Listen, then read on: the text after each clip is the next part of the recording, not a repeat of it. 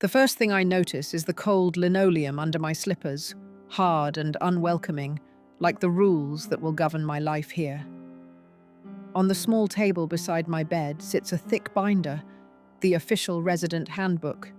Its spine cracked, and I can already tell a page is missing somewhere near the middle. Ramon runs his fingers along the edges of the sheets, frowning at the silence in the hallway, the way even the sunlight seems measured and contained. After losing our daughter, I never expected to feel so invisible, so carefully controlled by a place meant to care for us. Then a new face appears in the doorway. Mira, carrying a tray, kneeling to speak softly to another resident with a patience I haven't seen from the staff. The way she notices the little things, the forgotten slipper, the missed pill, without being asked, makes my chest tighten. Could someone really see us here, understand what's being taken away, and actually care? Stay with me, and you'll see how quiet courage, careful observation, and an unexpected ally can turn a place that feels like confinement into a space where dignity, and maybe even hope, can be reclaimed. The care home reeked of bleach and overcooked vegetables. Ramon squeezed my hand as we entered. He smelled it too. Mr. and Mrs. Esqueta. A woman in pale blue scrubs appeared, eyes already scanning past us. I'm Aide Santos. Follow me. We're behind schedule. No welcome. No condolences, though our forms stated we'd lost our daughter 3 weeks ago. I wanted to say Elena had the most beautiful laugh, but my throat closed.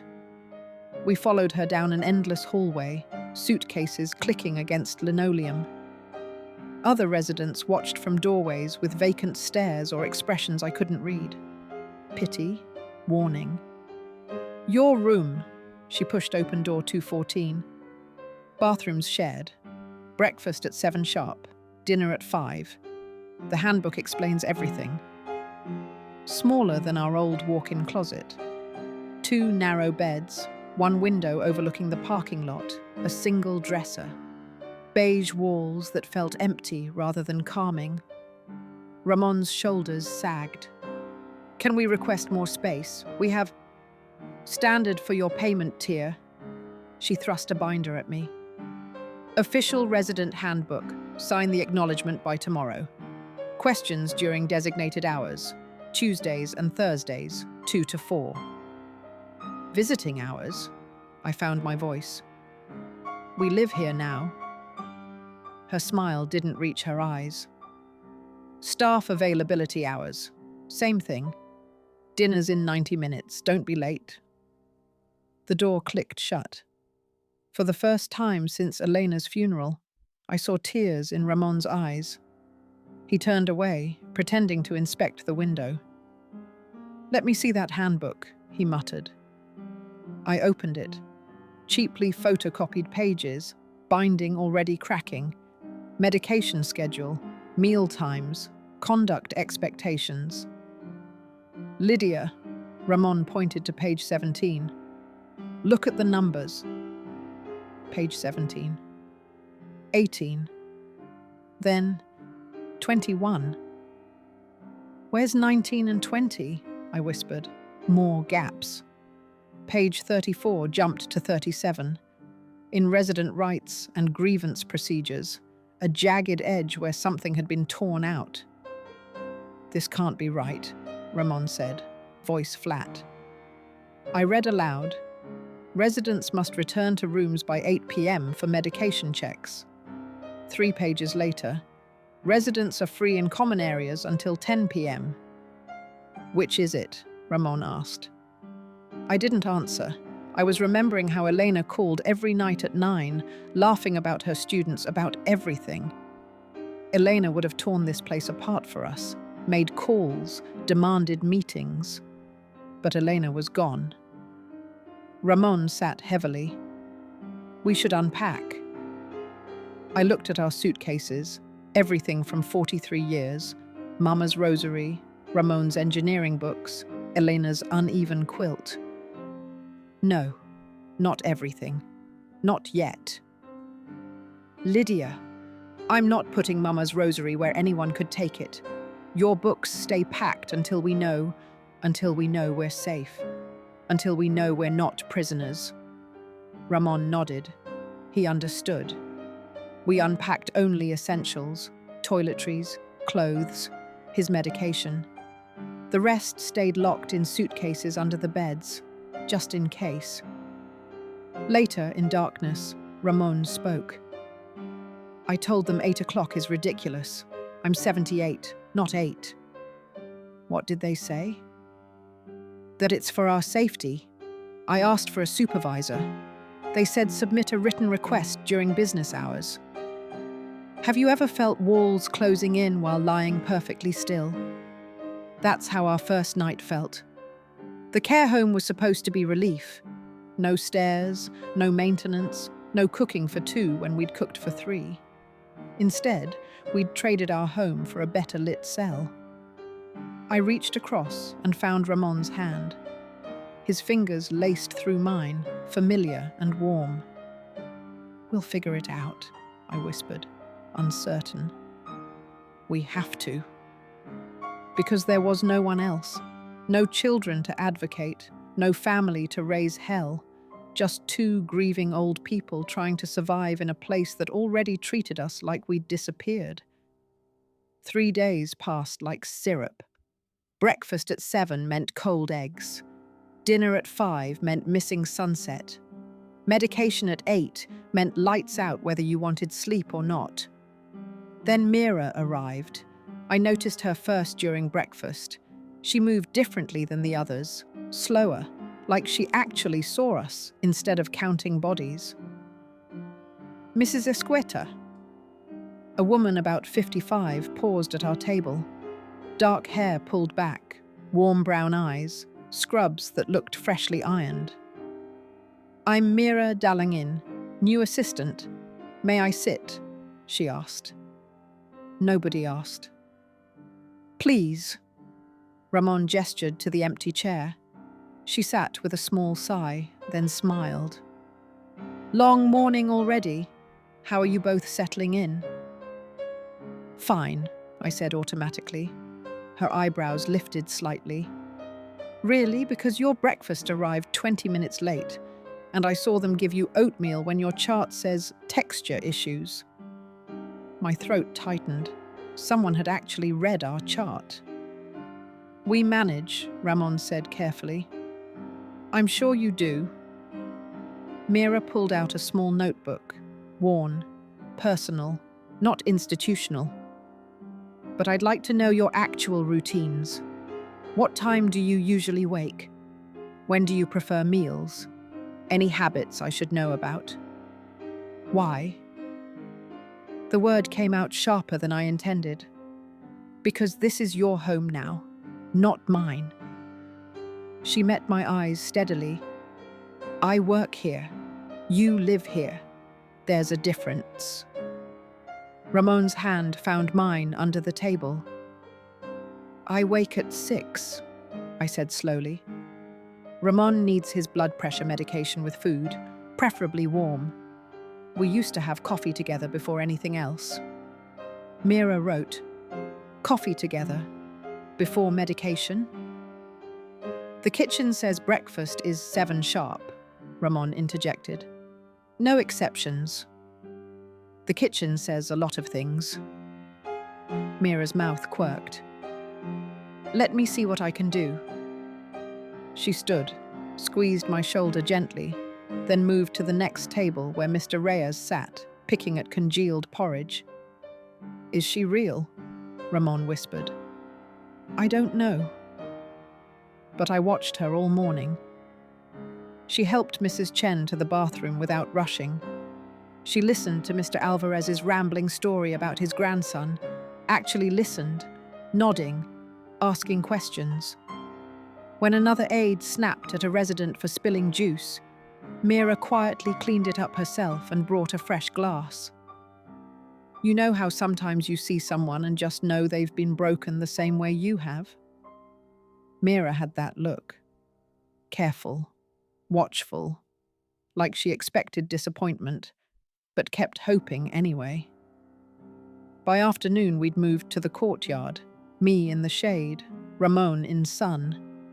He liked warmth on his shoulders, said it reminded him of working outside.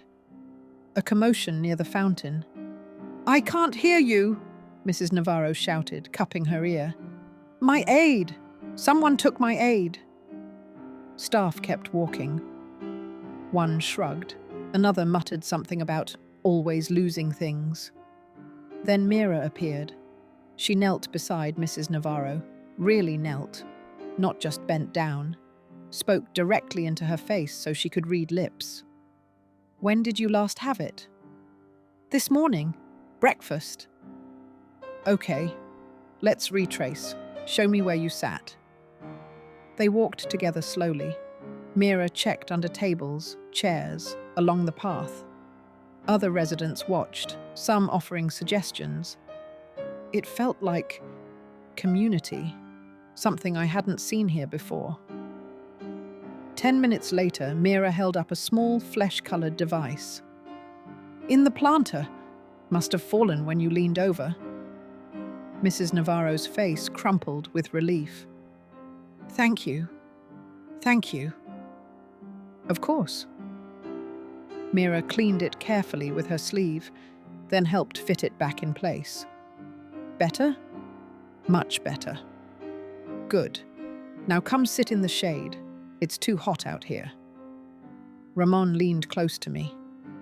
"Did you see that?" I saw. None of the others would have bothered. I know. We watched Mira settle Mrs. Navarro with water, adjust her chair, then quietly document something in that personal notebook. Not the official charts, her own records. "Lydia," Ramon's voice dropped.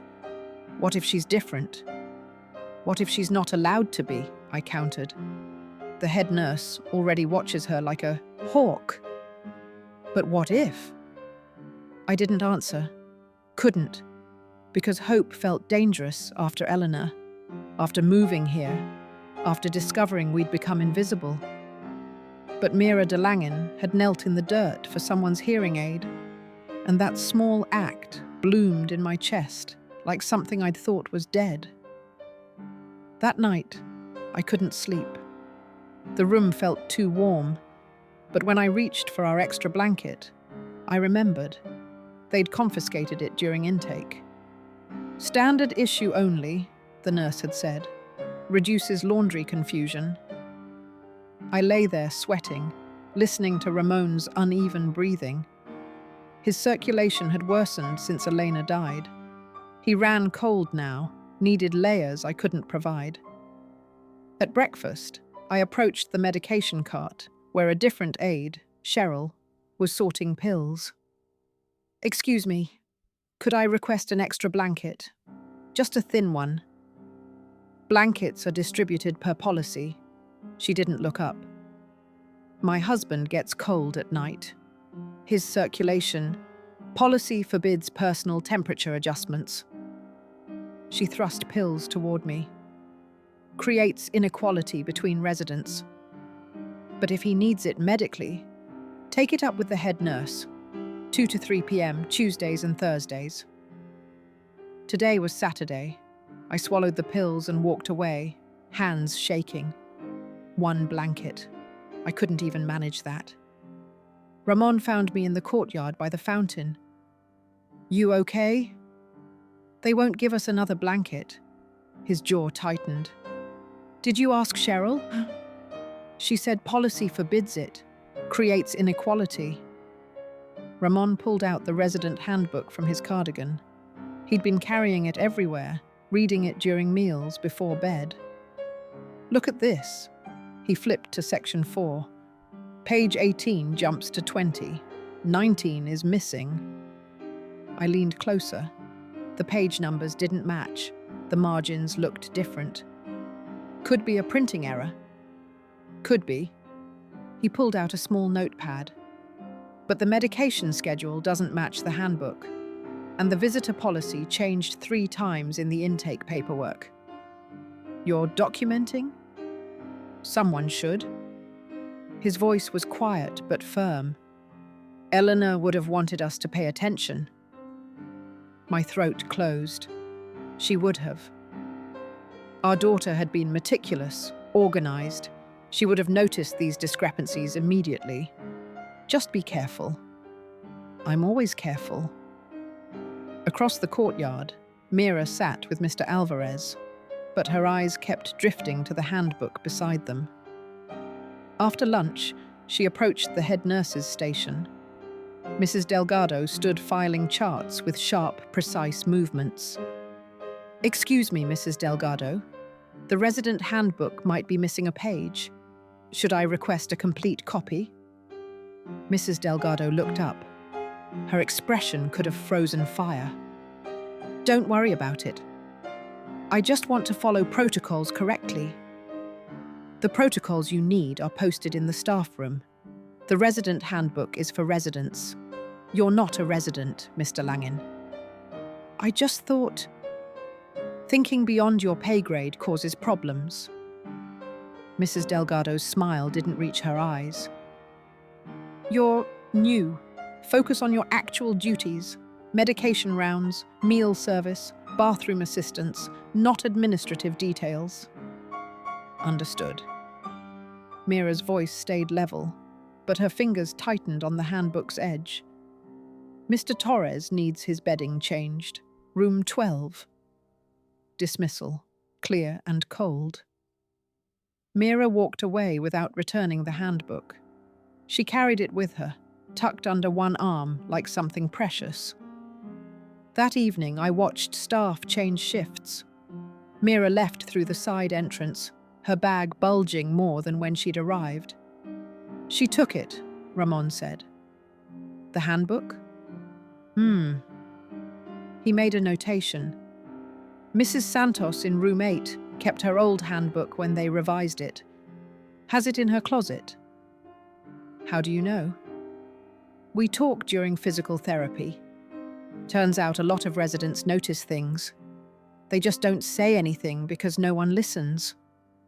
I thought about Mira kneeling for Mrs. Navarro's hearing aid, about her asking what time we actually wanted breakfast, about how she'd looked at Mrs. Delgado, calculating, like she was solving a problem.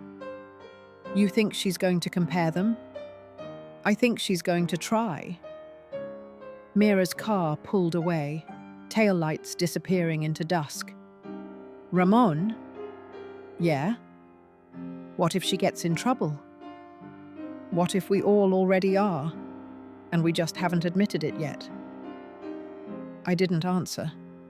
He was right. We were cold at night. Our medications arrived inconsistently. Our daughter was dead. And somewhere in this building's careful rules and missing pages, we'd stopped being people and become problems to manage. But Mira de Langen had taken that handbook home. And for the first time since arriving, I wondered if maybe someone was paying attention besides us. Ramon found the radio in a donation box. "Still works," he said, turning the dial. Static crackled, then a familiar broadcaster's voice. "They'll confiscate it. Not if they don't notice." He hid it behind his nightstand lamp. That night, we shared headphones at low volume, like teenagers sneaking music after bedtime. The sound felt like stolen freedom. Next morning, I rearranged our room while Ramon was at physical therapy. The staff had positioned everything symmetrically, sterile, institutional. I moved my chair, relocated Ramon's lamp, hung Elena's photograph where morning light would catch it instead of face down in the drawer. When the aide came, she paused. "Did you move furniture?" "Just a chair." "Residents aren't supposed to... It's our room. We're paying for it." She left without another word. Ramon grinned when he returned. "You picked a fight." I moved a chair. "Next, we'll be dancing past curfew." That evening, we did exactly that. At 8:15, we walked into the garden, deliberately past curfew. The night air smelled like jasmine, Reminded me of Eleanor catching fireflies in Quezon City. No one stopped us. We circled the fountain, watched stars appear through smog. At 9, a young nurse waited by the entrance. Curfew was 8. We needed air, Ramon said. Rules exist for safety. We're safe. I gestured to the well-lit paths, cameras. We didn't leave the grounds. It's about structure, routine. We've had 78 years of routine, Ramon said quietly. We know how to take care of ourselves. The nurse stepped aside. Small victory. Mira found me next afternoon. Heard you went rogue last night. Just a walk. After curfew, staff talked about it. Mrs. Delgado's watching. She lowered her voice. She'll make things harder if you challenge her authority. The radio. What radio? Mira's expression didn't change. Pick your battles. I touched her wrist. Why do you care? Most staff are kind enough, but they don't actually see us. You do. Mira sat back down, fingers twisting. My husband died 3 years ago. Cancer. Toward the end, he was in a facility. They treated him like a checklist. Meds at 9, bath at 2. No one asked what he wanted. I'm sorry. I couldn't help him. Didn't know how to fight the system. So I learned policy manuals, how things actually work versus how they're supposed to. She smiled sadly. Now I'm trying to do better. She wasn't just a caregiver. She was someone searching for redemption in small kindnesses, like us. That evening, I passed the medication room slowly. Nurse Cheryl cornered Mira inside. You're getting too involved. Your job is assistance, not advocacy. Mrs. Delgado's noticed. Cross boundaries again, and we'll have a formal conversation. Understood. But Mira's jaw was tight, hands fisted. I found her later in the break room. You okay? She startled. You shouldn't be back here. Probably not. I sat anyway. I wanted to say thank you about your husband. It's fine. It's not fine. I took a breath. Our daughter died 2 months ago. Stroke.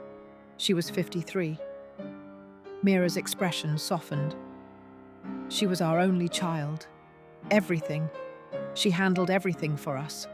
Finances, appointments, decisions. We didn't realize how much we relied on her until she was gone.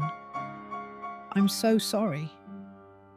We came here because we didn't know what else to do. Every day feels like we're disappearing, being erased. You're not. Mira's hand covered mine. I see you.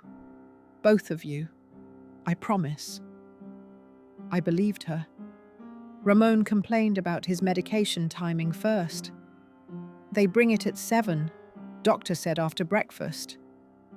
Did you tell them? I asked. Twice. They said the schedule's the schedule. When Mira came that morning, he mentioned it casually. I could ask the head nurse, she offered. See if we can adjust your rounds. They won't listen. Maybe, but it doesn't hurt to try. 2 days later, Ramon's pills arrived at 8:30 after his meal.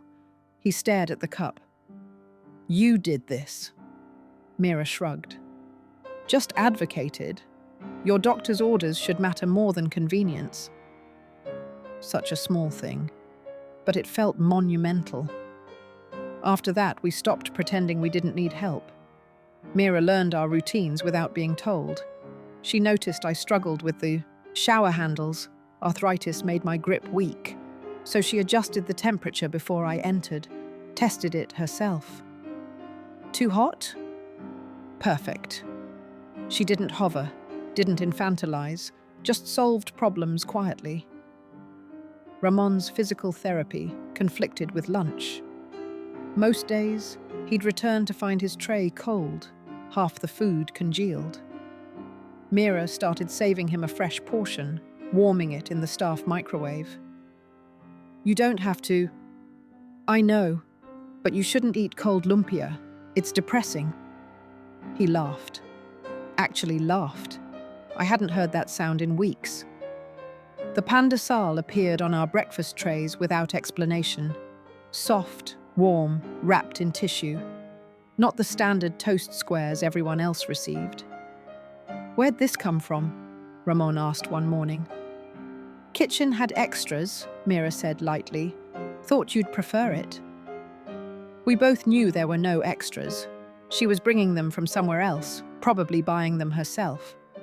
I wanted to refuse. Pride demanded it. But the bread smelled like home, like Elena's kitchen on Sunday mornings, like decades of routines we'd built together before everything collapsed. "Thank you," I whispered. Mira smiled. "Enjoy." Agency crept back in increments. We chose our own shower times, decided which activities to attend, requested specific foods when possible. Staff noticed. Nurse Cheryl grew colder. Mrs. Delgado, the head nurse, started appearing more frequently during Mira's shifts, observing with narrowed eyes. "You're making waves," I warned Mira quietly. "Good. Waves mean movement." But I saw the tension in her shoulders, the way she checked over her shoulder before breaking minor rules. Thursday afternoon, we sat in the common room pretending to watch television. Actually, we were eavesdropping. Mrs. Delgado's office door hung slightly open. Mira stood inside, hands clasped behind her back like a scolded child. "This is the third complaint this week." Mrs. Delgado's voice carried clearly. "You're disrupting established routines." "I'm helping residents." "You're undermining staff authority. Medication schedules exist for a reason. Meal times are coordinated. You don't get to freelance." Mr. Esqueta's doctor specifically ordered, "I don't care what you think you know about medical protocols. You're an assistant, not a nurse, not a doctor. Your job is to follow instructions, not question them." Silence. "One more incident, and you're on probation. Understood?" "Yes, ma'am." Mira emerged, face carefully blank. She didn't look our direction. That night, Ramon couldn't sleep. "She's taking risks for us." "I know. What if they fire her?" "They might." He rolled toward me. "We can't let that happen. She's the only one who treats us like people." "So what do we do?" "Support her, however we can." I thought about that, about how powerless we'd felt since arriving, since losing Eleanor, since realizing we'd been quietly abandoned by everyone except this stranger who owed us nothing. "We need her," I said, finally. "More than that." Ramon's voice was firm. "She needs us to succeed. If we back down, act compliant, Mira loses her leverage. Her whole approach depends on residents actually wanting advocacy." "You're saying we double down." "I'm saying our survival, real survival, not just breathing, depends on staying aligned with her, even if it's dangerous." I reached for his hand in the darkness. Outside, footsteps passed our door. Night rounds. Staff checking that everyone remained tucked into assigned beds, following assigned schedules, living assigned lives. Tomorrow, we'd choose differently. Together with Mira, we'd keep choosing. Friday morning, Mira knocked softly before entering. "Time for meds?" She pulled out a crisp spiral notebook. "I'm keeping better records. Your doctor adjusted Ramon's blood pressure medication, but the dispensary sent the old dosage." Ramon sat straighter. "How'd you catch that?" "Cross-referenced the prescription sheet." She showed neat columns: date, medication, prescribed amount, delivered amount. See the discrepancy? You're documenting everything, I said. Someone should. I've worked bookkeeping. Numbers don't lie, but people misfile them, sometimes accidentally. Her eyes met mine. Sometimes not. The routines started simply. Every morning, Mira helped us walk the courtyard, not the mandatory group exercise, cattle herding while staff chatted. These walks were different, private, purposeful. "How's your knee?" she asked Ramon. "Stiff, but better. We'll do 2 laps instead of 3. She walked between us, close enough to catch an arm, far enough to preserve dignity. The morning air smelled like wet grass and diesel. I remembered walking Elena to the bus stop, her backpack bouncing. "Just thinking about my daughter," I said when Mira touched my elbow. She didn't offer platitudes, just nodded. That silence felt like grace. Afternoons we took tea in the courtyard. Real tea from home. Jasmine for me, oolong for Ramon. She heated water in the staff kitchenette, poured it into ceramic mugs she'd bought herself. "This is too much trouble," I protested. "It's tea, not trouble." Mrs. Chen stopped one afternoon. "Special treatment?" "Just tea. Would you like some?" Mira asked. "You don't serve everyone else." "I would if I had enough cups." Mrs. Chen shuffled away. "People are noticing," Ramon murmured. The gossip intensified. Mrs. Chen's daughter visited that weekend. "Mother says one assistant plays favorites. The Filipino couple gets special privileges." "Well, I pay the same monthly fee." More families began arriving unannounced, asking pointed questions. The atmosphere sharpened. Mr. Davis warned us during lunch. "They're saying you're getting preferential treatment, making waves." "We're just asking for what's in our care plan," Ramon replied. "Yeah, well, some people think that's uppity." That evening, Mira appeared with her notebook. "I need your help documenting." She spread papers across our desk. Medication errors, meal inconsistencies, policy violations. I need to connect them to billing. Ramon pulled our file box out. Every statement since we arrived.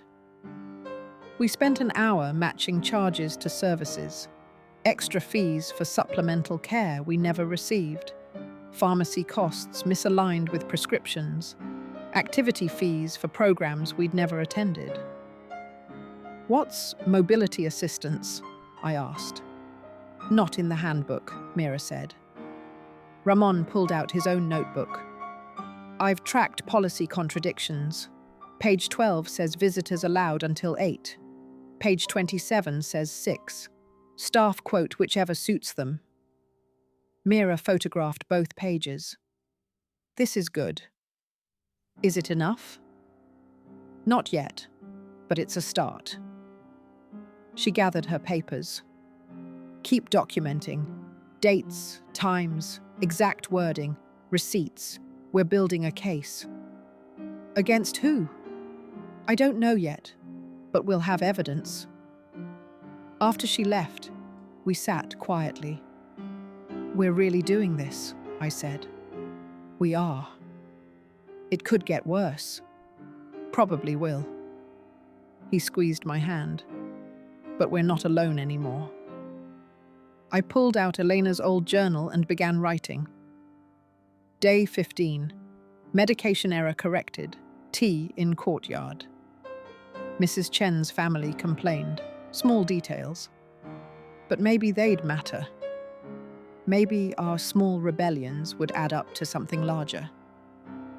Sunday afternoon, we spread documents across our desk like a puzzle with missing pieces. Mira laid out 3 different versions of the handbook. Mrs. Lopez kept hers from 2 years ago. Mr. Tan's is from last spring.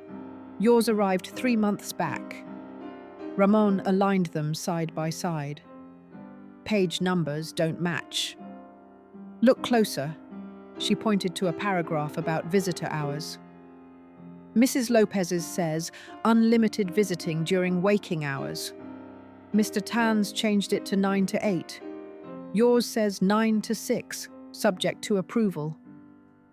They're tightening restrictions, I said, and charging more for less. She pulled out billing statements. Mrs. Lopez paid $800 monthly for full amenities. You're paying $1,200 for the same tier. My stomach tightened. What about permissions? Mira flipped to the medical consent section. Mrs. Lopez's handbook requires written authorization before transferring residents to different wings or adjusting care levels. Your version. That page is gone. Ramon's jaw clenched. So they can move us without asking.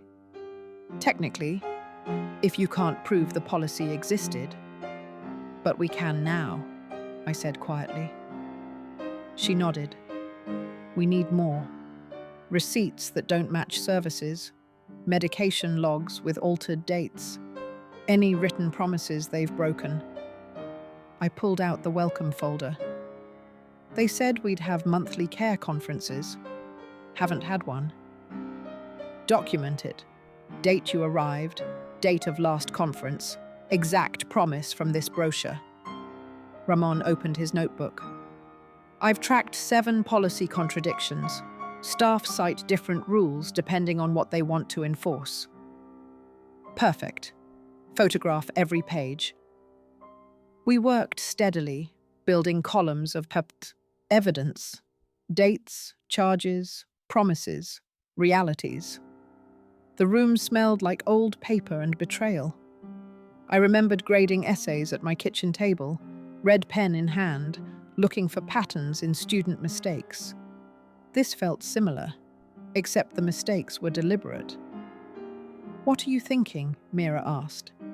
That institutions count on people not paying attention. Tuesday morning, everything shifted. The head nurse appeared during breakfast. Miss DeLangin, my office, now. Mira's face stayed calm, but her hand trembled slightly when she set down her tray. Ramon and I exchanged glances. 15 minutes crawled past. When Mira emerged, her eyes were red but dry. What happened? I asked once we reached our room. Suspended pending investigation. Someone reported I've been accessing resident files without authorization and interfering with financial documents. But you've been helping us understand our own bills, Ramon protested. They're calling it boundary violation, manipulation of vulnerable residents. Her voice stayed level. I'm not allowed on the property except to collect my things. My chest constricted. How long? Indefinitely. Could be permanent. This is my fault, I whispered. We asked too many questions. No. Mira gripped my shoulders gently. This is exactly why we need to keep going. They're scared. People don't threaten suspensions over nothing. But without you, you'll be fine. You're stronger than they think. She glanced toward the door, then pulled a folded envelope from her bag. This is yours. Birthday card for Ramon, technically. Keep it somewhere safe. The envelope felt thick. Don't open it here, she murmured, and don't tell anyone you have it. Mira, I made copies. Everything. The handbooks, billing statements, your documentation, medication logs, policy contradictions. All dated and organized. Her voice dropped lower. If they fire me, they can't confiscate what I don't officially have. And if something happens to you, there's another set with my lawyer. Your lawyer? I've been blacklisted before. I learned to protect evidence. Ramon's expression hardened with respect. You planned for this.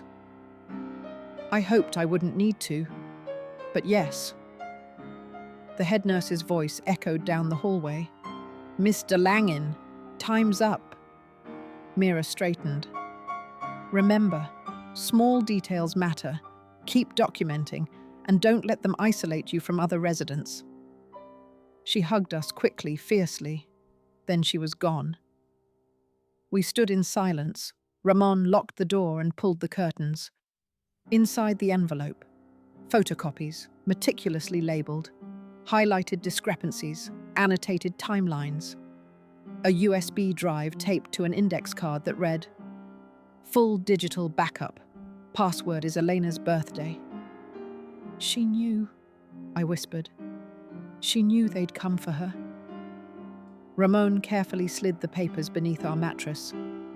Question is, what do we do now? I thought of Mira's red eyes, her steady hands, the way she'd risked everything because it was right. We keep going, I said. We finish what she started. The evening after Mira's suspension, Ramon and I sat by the courtyard fountain. The water trickled softly, filling the silence between us. We should tell her, I said finally. About Elena.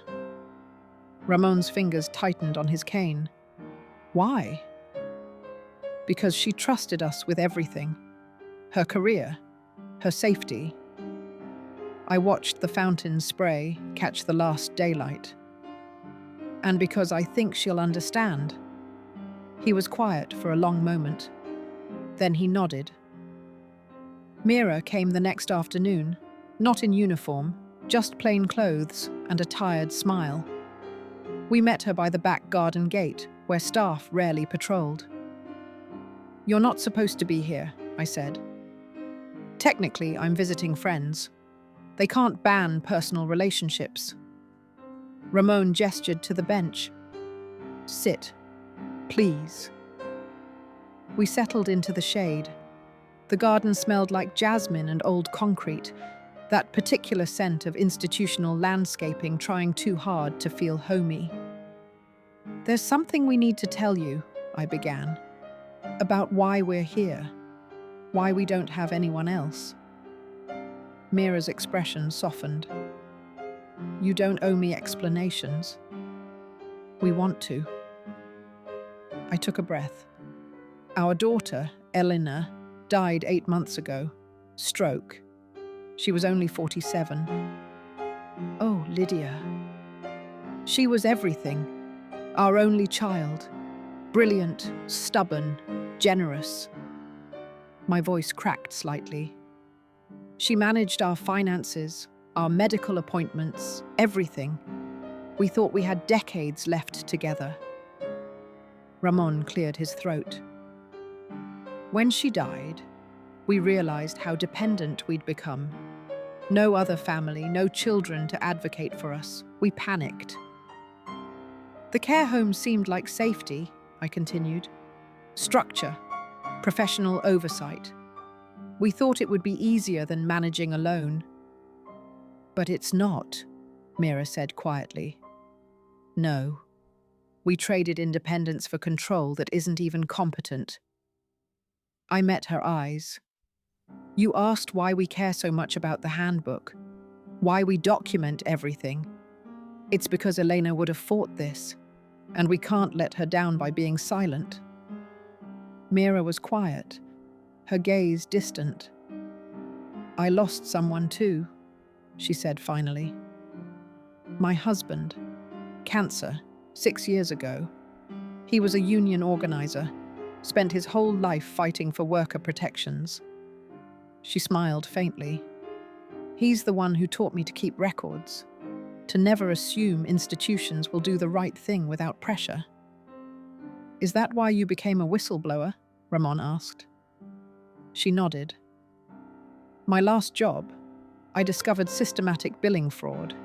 They were charging insurance for services never provided, falsifying timesheets, cutting corners on care to pad profit margins.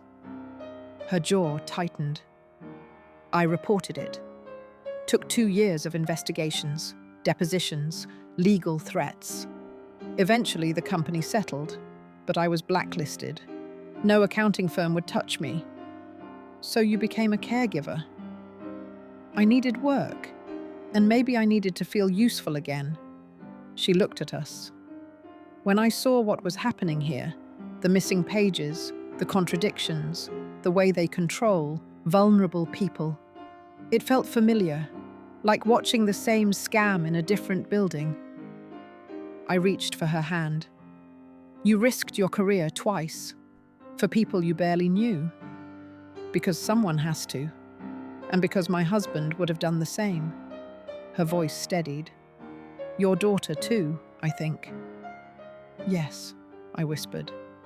She would have. We sat together, 3 people bound by loss and stubborn ethics, watching the fountain spray patterns against the fading light.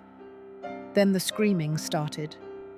Mrs. Santos, 3rd floor, dementia ward, was doubled over in the hallway. 2 nurses stood nearby, arguing in harsh whispers. We need to call an ambulance, one insisted. Absolutely not, the head nurse snapped. We're due for inspection next week. Any emergency transfers trigger automatic reviews. She's in agony. Give her something for the pain and monitor her overnight. Ramon gripped my arm. They're delaying treatment. Mira's face went pale.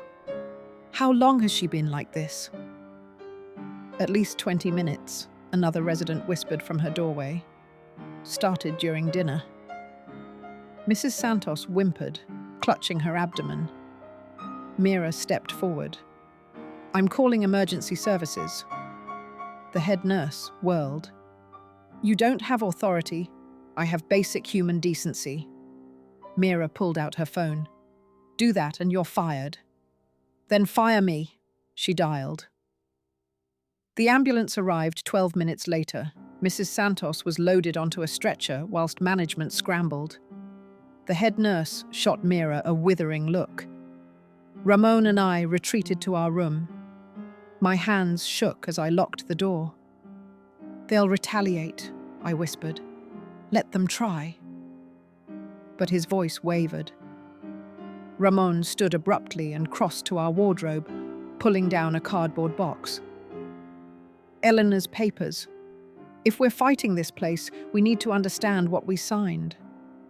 Inside were folders in Eleanor's precise handwriting. Medical, insurance, legal, care home, contracts. We spread the contents across the bed, glossy brochures promising dignity, intake forms, and underneath, receipts, dozens.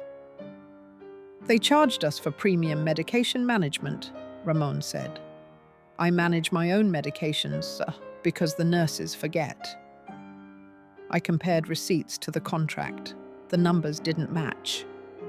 They're charging for services they're not providing. It's fraud. A knock interrupted us. It's Mira, came the whispered voice. I pulled her inside. She still wore street clothes, her face drawn. They suspended me. Insubordination and unauthorized interference.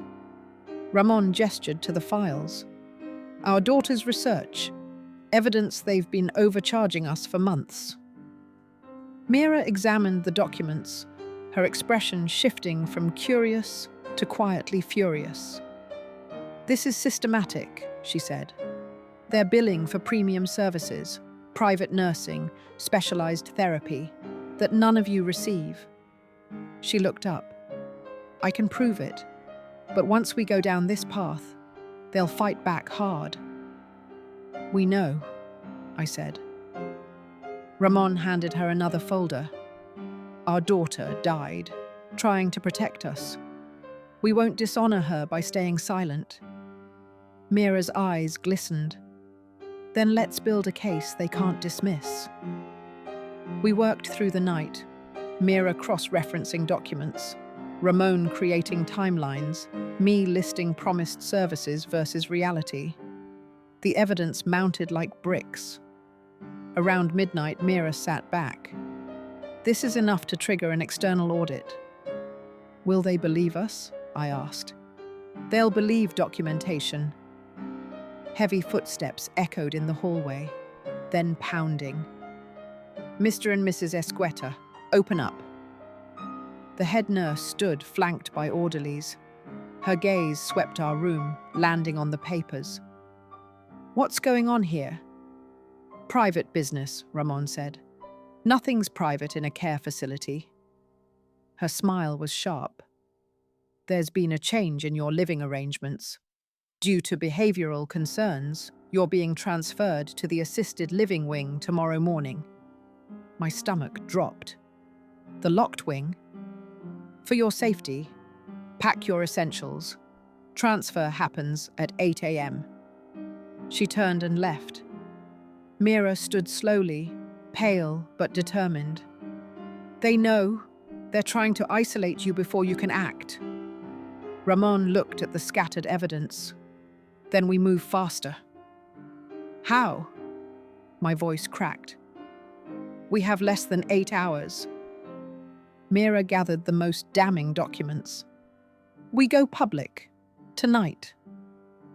Mira's suspension became official at dawn. I watched from our window as she crossed the car park, shoulders squared but steps heavy. Ramon squeezed my hand. She got the documents out. But now we're alone. The transfer notice arrived with breakfast. Due to non-compliance with facility protocols, Mr. and Mrs. Ramon Esqueta are scheduled for relocation to Assisted Living Wing B, effective 48 hours from receipt of this notice. Wing B, the locked corridor where residents shuffled in identical grey slippers, where safety meant cameras in every room and meals through sliding trays. Mrs. Chen had been moved there 6 months ago. We'd never seen her again.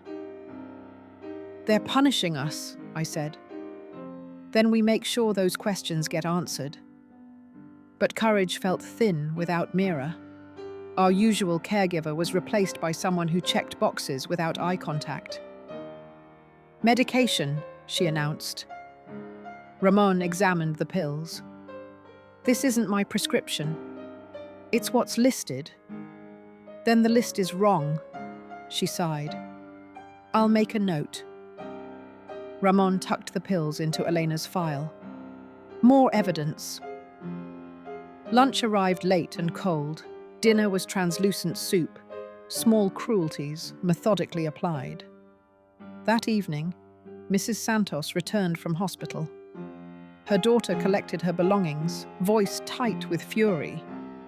You delayed calling an ambulance. We followed protocol. Your protocol nearly killed her. We're filing a complaint. Mrs. Santos mouthed 2 words as they passed. Thank you. After curfew, quiet rebellion began.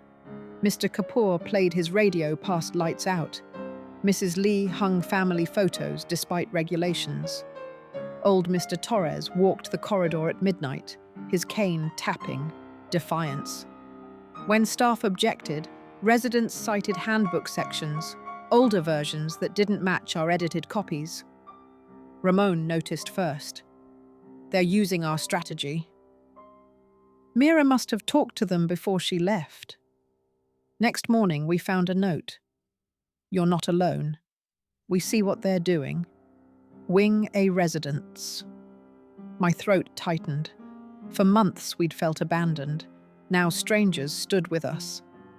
That afternoon, 2 orderlies appeared with boxes. We're here to help you pack. We have 48 hours, Ramon protested.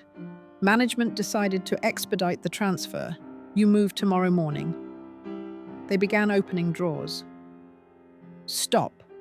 My voice was firm. You have no right to touch our belongings. We're following orders, ma'am. Then I'm following mine. I stood between them and our wardrobe, where Elena's files were hidden. Leave. Now. They radioed for the head nurse. She arrived with calculated calm. This behavior is exactly why the transfer is necessary. You're clearly unable to manage your own affairs. We're managing perfectly well, Ramon said. Her smile was ice. You have until 8 a.m. Pack voluntarily, or we'll pack for you. She paused. And your little friend Mira won't be returning. Ever. The door clicked shut. Ramon retrieved Eleanor's files, spreading evidence across the bed. We can't wait for Mira, he said quietly. We have to face them ourselves. I looked at the documents and felt the weight of what we were about to do. But I thought of Mrs. Santos's grateful eyes, of residents playing radios in defiance, of Mira losing her job. Then we go tomorrow, I said, before they move us. We request a formal meeting and present everything.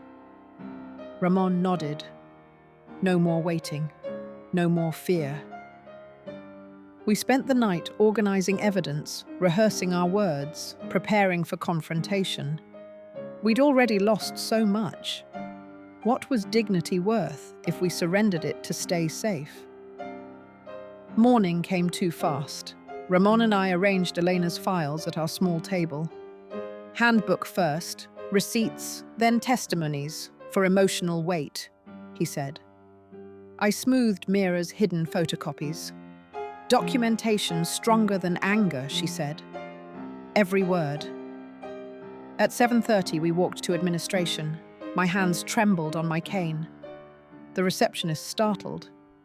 You should be packing. We're requesting a review hearing under Section 12 of Provincial Care Standards, Ramon said, placing our written request on her desk. Alleging systemic violations and financial irregularities. Her pen froze. A formal hearing? Within 72 hours, as specified. I'll escalate this. We waited in our room. 20 minutes later, a tall woman in navy arrived with the head nurse. I'm Margaret Torres, retained by the home. Professional ice. Perhaps we resolve this informally. We've requested a formal hearing, I said. Legal proceedings stress residents of your age and circumstances. She glanced around. Sometimes accepting institutional protocols is better. Ramon's jaw tightened. Our daughter died. Having no advocates doesn't forfeit our rights. Torres produced a thick folder. You signed consent for all current policies and fees. Based on a handbook missing pages, I said quietly. Missing pages? Her eyebrow arched. Ramon showed our copy. Page 17 jumps to 19. This, Mira's photocopy, is missing from 2019. Her pen moved faster. I'll verify those documents. We have receipts too, charges that don't match agreements. Financial discrepancies are complex. We have no family without... Ramon interrupted. That's precisely why this matters. She clicked her briefcase shut. I'll recommend proceeding, but without representation, procedural challenges will be significant. Witness lists, evidentiary standards, cross-examination. She paused. Are you certain you'll pursue this alone? Alone hung like smoke. I thought of Mira's empty chair. Mrs. Santos wheeled past, small cruelties we'd swallowed. We're certain. After she left, Ramon exhaled. They'll make this difficult. Then we prepare. I pulled out our incident notebook. We ask who'll testify. That afternoon, we moved through common areas with quiet purpose. Mrs. Lee nodded. I'll speak. Mr. Kapoor hesitated. What if they retaliate? They already are, Ramon said. To all of us. By evening, 7 residents would testify. But reviewing Torres's procedural requirements, reality settled like winter fog. Witness statements needed formatting. Evidence required authentication. Cross-examination meant facing trained lawyers. Ramon rubbed his temples. Mira would know this. Mira taught us to document everything. One step, then the next. We worked past midnight, organizing labeled folders, typing summaries, double-checking regulations. My daughter's handwriting on old receipts made me pause, breath unsteady. Grief sneaks up, focused one moment, drowning the next. Ramon touched my shoulder. She'd be proud. She'd be fighting with us. She is. In every page. The hearing notice arrived next morning. Scheduled, 3 days, 10 a.m. Legal representation recommended. Torres attached 12 single-spaced pages of requirements. Ramon scanned them grimly, burying us in bureaucracy. Then we learn bureaucracy. But that afternoon, doubt crept in. Mr. Torres approached, voice low. They visited my room, said testifying might affect medication access. Mrs. Lee pulled back. Someone told my son I was difficult. He's threatening to move me. One by one, witnesses reconsidered. By evening, only Mr. Kapoor remained. Ramon stared at our files. 3 witnesses against their lawyer, their institution. I looked at the missing page, mismatched receipts, documented cruelty. Then we make 3 enough. The morning before the hearing, an envelope appeared under our door. I recognized the handwriting, Mrs. Lee's daughter. My mother told me what happened. I'm ashamed I didn't notice sooner. Attached is my formal statement about irregularities in her billing and medication records. Ramon read it twice. 1. By noon, 3 more arrived. Families who'd noticed discrepancies, but assumed they'd misunderstood, or that complaints were futile. Mr. Kapoor's son wrote, I thought institutional efficiency meant my father would be safe. Instead, I see how institutions protect themselves, not residents. Each statement felt like oxygen. They're listening, I whispered. Ramon organized them chronologically, because we spoke first. That evening, a soft knock interrupted our preparation. Mira stood in the doorway, looking smaller than I remembered, but steady. You came back, I managed. I never really left. She set down a battered briefcase. I've been documenting everything since my suspension. Care logs, witness interviews, financial analysis. Her voice wavered. I might lose every chance at another job, but watching you 2 fight alone felt worse. Ramon gripped her hand. We're not alone anymore. She showed us meticulously labeled folders, medication errors cross-referenced with staff schedules, resident complaints matched to policy violations, billing patterns analyzed across months. This is professional-grade evidence, Ramon said, awe threading his voice. Old bookkeeper habits. Mira smiled faintly. Numbers don't lie, even when people do. The hearing room felt too bright, too formal.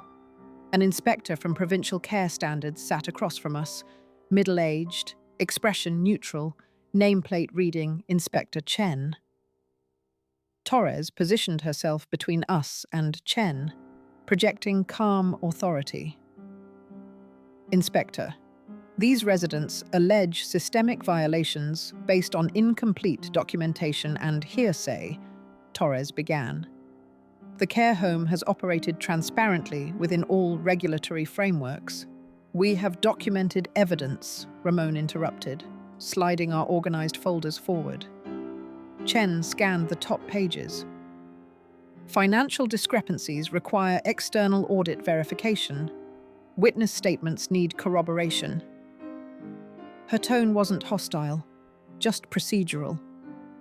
What you've presented suggests concerns, but proving institutional negligence demands higher evidentiary standards. My stomach dropped. Torres leaned forward.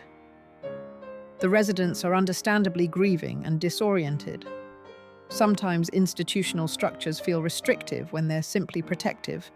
We're not confused, I said quietly. We're abandoned by our children, yes, That doesn't make us incompetent. Chen's expression softened slightly. I'm not questioning your competence. I'm explaining regulatory requirements. She tapped our handbook copy. This missing page, you have proof it existed and was deliberately removed? Silence stretched. We have photocopies from another resident's archive, Mira said carefully. But originals? Photocopies can be challenged as fabricated, Chen sighed. I need authenticated documentation. Torres's posture relaxed, victory shifting her way. Mira stood abruptly. Give me 30 minutes. Miss de Langen, the hearing schedule. 30 minutes, please. Chen checked her watch. 20. I have another inspection at noon. Mira left at nearly a run. Ramon and I sat frozen, listening to the wall clock tick. Torres shuffled papers, radiating controlled satisfaction. 15 minutes passed. 18. At 19 minutes, Mira returned, breathless, clutching a worn binder. The care home's own archive room, filed under outdated materials, dated 2019. She opened to page 17. Complete handbook, pre-revision, with original provincial care standards seal. Chen took it carefully, examining the authentication stamps, cross-referencing our photocopies. The missing page laid bare. Residents retain rights to independent review, third-party oversight, and family notification of policy changes affecting care quality or financial obligations. Torres's jaw tightened. Chen looked up, expression no longer neutral. This is a certified provincial document. If current handbooks omit this page without proper amendment procedures, she turned to Torres. I'm expanding this review. Full audit. Immediate. Ramon's hand found mine under the table. Mira met my eyes, exhausted but unbroken. For the first time since Elena died, hope felt like something I could hold. Chen closed her laptop. I'm authorizing a full compliance audit, effective immediately. All financial records, care logs, and policy documentation must be preserved. She looked at Torres. No transfers, policy changes, or resident relocations until this review concludes. Torres's voice went cold. These allegations stem from residents struggling with grief and adjustment. The authenticated handbook speaks for itself, Chen interrupted. We reconvene tomorrow at 9 for witness testimony. All parties maintain current status. We filed out in silence. Torres cornered us in the hallway. You've made things difficult for yourselves and other residents, she said quietly, fixing on Mira. Career suicide looks different when you're over 50 and blacklisted. I've been blacklisted before, Mira said. I survived. Torres turned to Ramon. Do you really want to spend your final years fighting bureaucracy? Something fierce rose in my chest. We had peace once, I said. Before our daughter died. Before nobody watched, nobody cared if medications arrived late or dignity disappeared. My voice stayed steady. You call it institutional stability. We call it abandonment with paperwork. Torres's expression hardened. Tomorrow's witnesses testify under oath. False statements carry legal consequences. She walked away, heels clicking. She's going to pressure the other residents, Ramon said. She already is, Mira murmured. That evening, Mr. Kapoor's son called Ramon. Dad withdrew his statement, says he misremembered. Frustration sharpened his words. Torres mentioned how transfers sometimes become medically necessary. 2 other families called with similar retractions. By nightfall, half-hour, witness statements evaporated. They're scared, I said, of losing what little control they have. Can we proceed with what remains? Ramon asked. Mira reviewed her notes. My documentation stands independently. The handbook evidence is authenticated. But testimony carries emotional weight paperwork doesn't. I thought about Eleanor, about promises made at bedsides. Then I'll testify, I said. Lydia, I will. My hands trembled, but my voice didn't.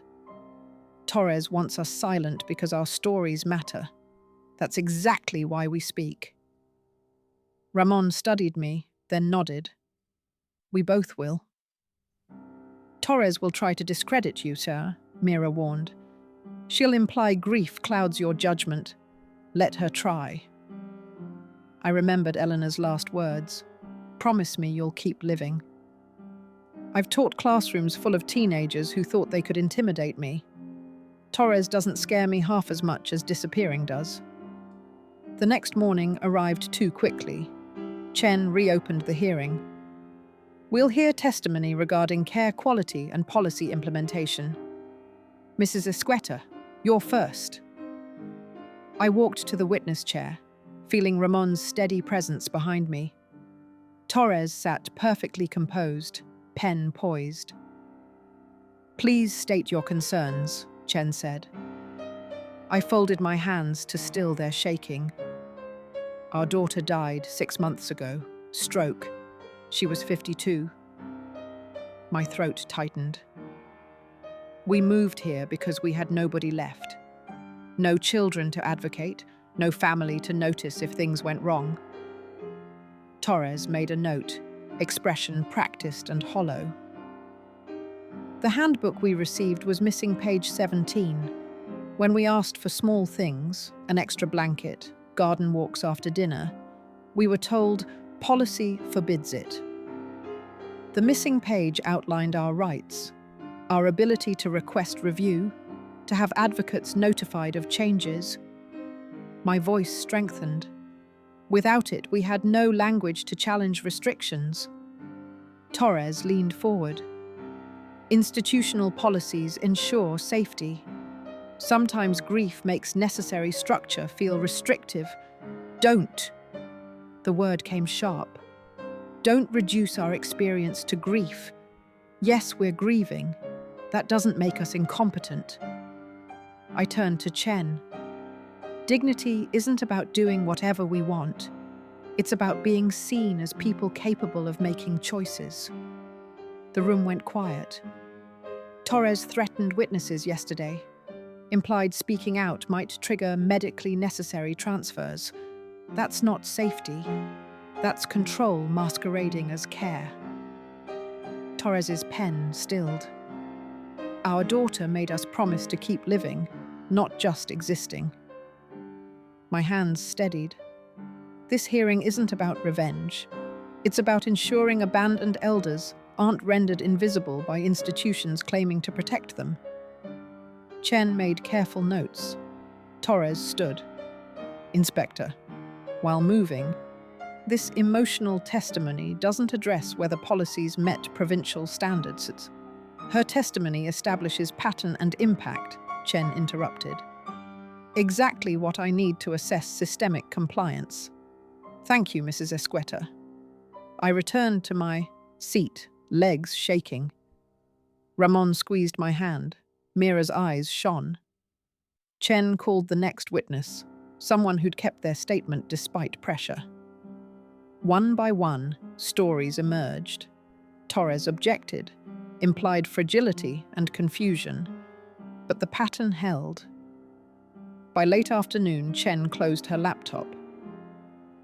I'll issue preliminary findings within 48 hours.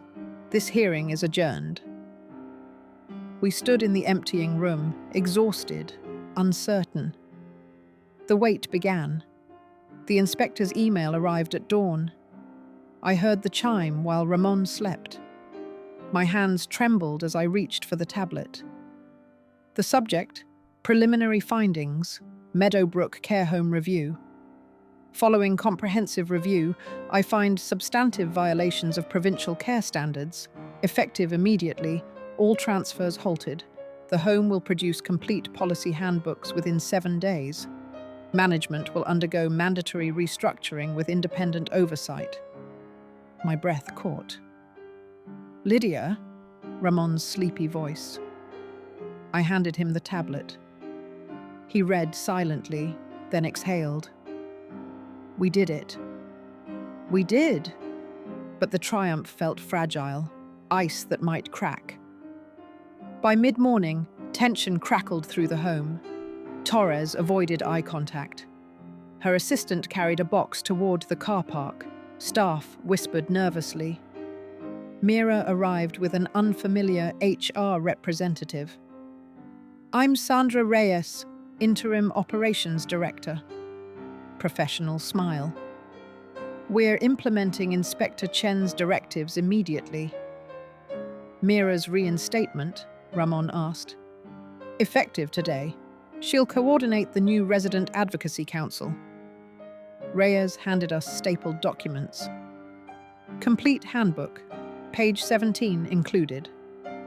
There, in clear print, were the buried rights, independent review procedures, family notification protocols, resident council provisions. "The council meets weekly," Reyes continued.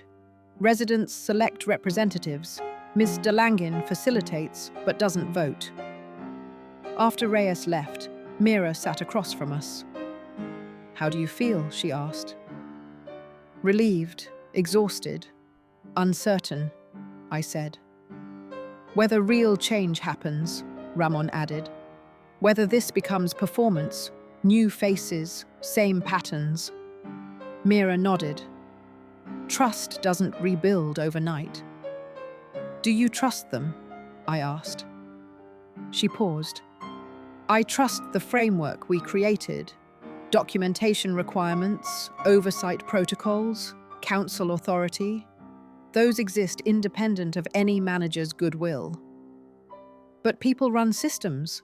People find loopholes. Which is why vigilance matters. You built something that survives beyond our particular fight." That afternoon, 23 residents gathered for orientation. Reyes explained election procedures and council authority. Mr. Kapoor raised his hand. "What prevents management from ignoring recommendations?" "Inspector Chen's ongoing oversight. Monthly audits for 6 months, quarterly thereafter. Council minutes go directly to her office." Questions continued, pointed and practical. These weren't passive recipients anymore. They were people reclaiming agency. When nominations opened, someone called my name.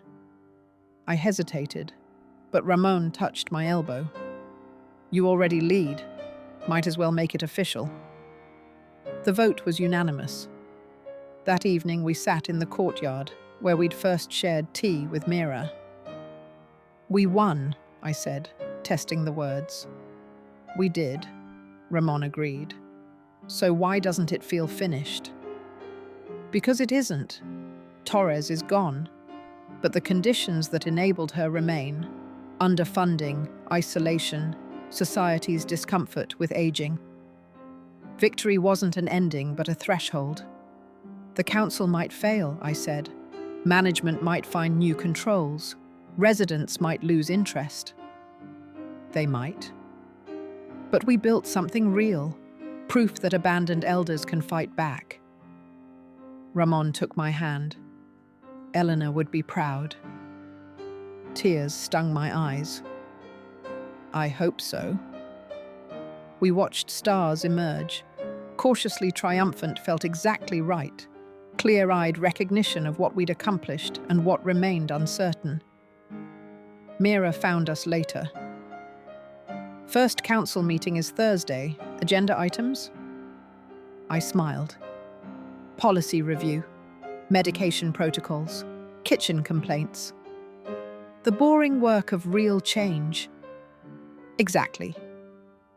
She settled beside us, and we planned our quiet revolution together. 3 people who'd learned that dignity wasn't given but built, one careful choice at a time. 3 weeks into the new normal, I woke before dawn to find Ramon already dressed. "Tea?" he whispered. I nodded. We'd established this ritual, quiet morning before the care home stirred, when the courtyard belonged only to us and the persistent robins that nested near the fountain. Mira met us there, carrying her thermos and a small bag of pan de sal from the Filipino bakery 2 blocks over. She'd made the trip her Saturday routine. "Fresh," she said, settling onto the bench beside me. "Still warm." Ramon poured tea into our mismatched mugs, mine chipped blue ceramic, his the one with the faded university logo, Mira's the stainless steel travel cup covered in advocacy stickers. We ate in comfortable silence. You know what I treasured most? That nobody felt obligated to fill every pause with conversation. Real family understands quiet. "Council meets this afternoon," Mira eventually said. "Mr. Kapoor wants to discuss visitor hour extensions." "Reasonable request," Ramon replied. "What's the resistance?" "Staffing concerns. Evening shift wants clearer protocols." "Which we can address through documentation," I added. "Cross-reference with other facilities' practices." This was our language now. Collaborative problem-solving instead of resigned acceptance. The morning light shifted from grey to gold. Breakfast arrived with fewer mishaps these days. The new kitchen supervisor, Mrs. Lim, actually asked about dietary preferences. She remembered that Mr. Santos preferred his coffee weak, that Mrs. Chen needed softer textures, that Ramon and I liked our rice with just a touch of salt. Small considerations, revolutionary changes. After breakfast, we joined the garden committee, another council initiative. 8 residents, various mobility levels, all committed to transforming the neglected plot behind the west wing. "Tomatoes here," Mrs. Rodriguez suggested, pointing to the sunny corner. "My grandmother grew the best tomatoes." "Herbs along the border," Mr. Kapoor added, "practical and fragrant." I watched them plan, these people who'd been voiceless 3 months ago. Ramon caught my eye and smiled. We were building something that would outlive us, proof that dignity could be reclaimed, that agency wasn't age-dependent, that chosen families could be just as real as blood. The council meeting drew 20 residents, plus family representatives via video link. Mira facilitated with practiced ease. First item, visitor hours. "Mr. Kapoor?" He presented research, data from comparable facilities, proposed protocols, staff feedback. Discussion followed, respectful and thorough. The motion passed with modifications. Second item, medication review procedures. I'd learned something crucial these past weeks. Real change wasn't dramatic confrontations or courtroom theatrics. It was this: patient process, documented evidence, collective advocacy. Boring, essential, empowering. After adjournment, families lingered to talk. Mrs. Chen's daughter approached me. "Thank you. My mother actually wants me to visit now. She has things to tell me about the garden." She earned that. We just created space for her voice. You did more than that. You taught her she still matters. Dinner became another ritual. Mira usually joined us, our table by the window where evening light pooled golden across the tile. Tonight, she brought homemade lumpia. "My aunt's recipe," she explained. "Thought you might be missing home cooking." Ramon's eyes glistened. "Eleanor used to make these." We ate slowly, savoring both flavor and memory. "I've been thinking," Mira said carefully, "about family, how we define it." "Blood isn't everything," I replied. "No, commitment is. Showing up, fighting for each other." Ramon reached across the table, covering both our hands with his. "We're family now, the 3 of us." My throat tightened. Yes, we are. Not replacement for what we'd lost. Eleanor would always be our daughter, irreplaceable and deeply mourned. But this was different. A chosen connection built through shared struggle and mutual respect. To chosen family, as Mira said, raising her water glass. We clinked our mismatched cups together.